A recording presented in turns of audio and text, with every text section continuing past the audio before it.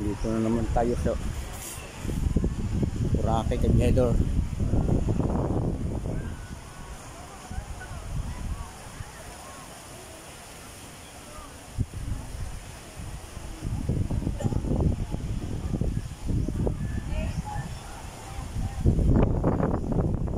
Video tayo dito.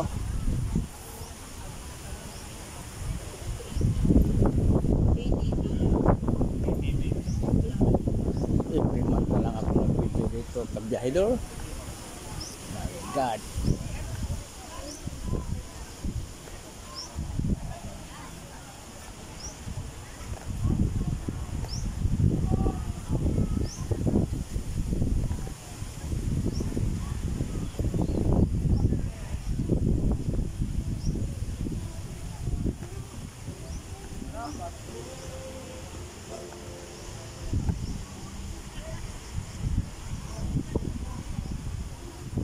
Grabe, napakalawak dahil oh.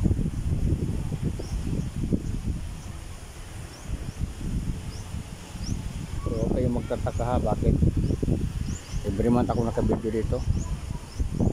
Kasi galing dyan sa dulo, may customer ako dyan. Tapos meron yung dito sa dulo, dito banda sa station 3. Eh wala naman madaanan dito nga pamaseroan. So hindi naman pwede, bubalik pa ako doon sa highway para sakay naman ako punta sa station 3. Ang mahal ng pamasahe doon, 50. Halimbawa pag lalakarin ko punta doon, nakasave ng kumpanya ng 50 pesos, di ba? Nakabidyo pa ako. Kaya huwag kayong mag-alala kung palagi tayo nagbibideo, kasi advance naman tayo palagi naman tayo umaga, alas 2 pa lang umpisa na natin para kung mayroong problema ang areang hawak ko, mabigyan pa natin ng enough time para pag-solve sa problema. Tingnan mo ngayon, dito na ako sa Boracay, naglakad-lakad. Punta na ako sa station 3, no? Sa cliente doon. Ano ba yung 5 minutes? Okay na yan.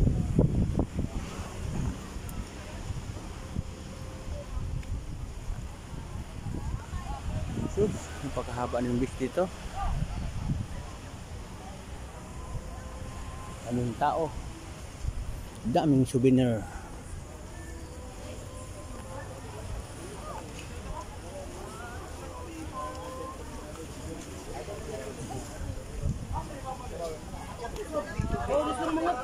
Pupunta tayo sa station 3 mag-video.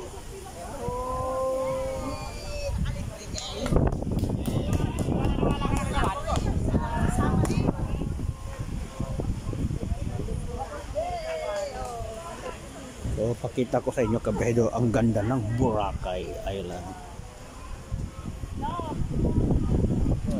Yeah, ano ka na maapil ang lobby.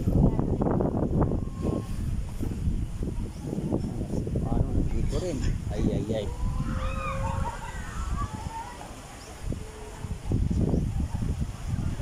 So, ganito kalapad ang beach.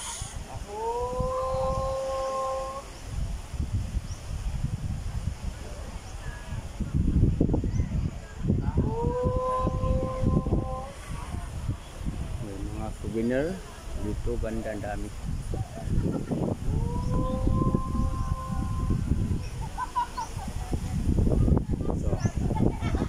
Okay na ang 5 minutes na video. Trabaho na naman. Okay.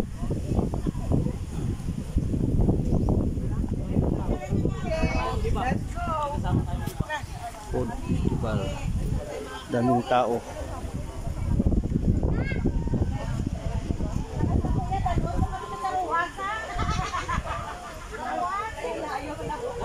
Lapit mo lang ma'am, 3 hours mo lang biyahe man to. Sa ruwas ka po ma'am? Hindi sa ruwas ma'am. Ay, taga Mambuso pa naman ma'am. Hindi, sa Minoro, sa may pula. Opo. Ito mo pala, kulang-kulang. Pero ako. Pati probinsya magali, ma'am, magkalugar kita, pati sa aton magkalugar mo kita. Ulan mo, tumalalo ko na ng buka.